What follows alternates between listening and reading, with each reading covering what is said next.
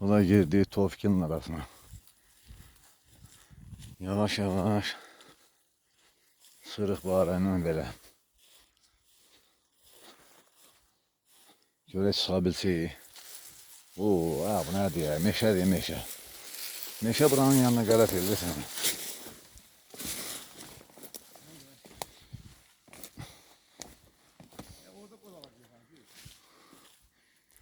Bunlar Tofkin evi. Nə?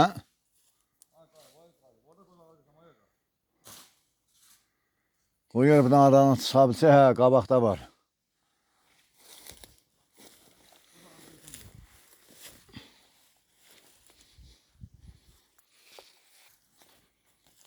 Burada Zülfüqün məhləsidir.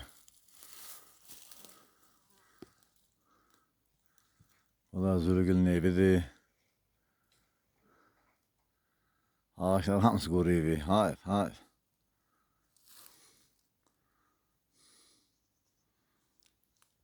Bu gözəl dərədə məktəbin arasında. Yoxsa Yevazanın evinin üstündə dərədə. Gəlirəm də çıxın.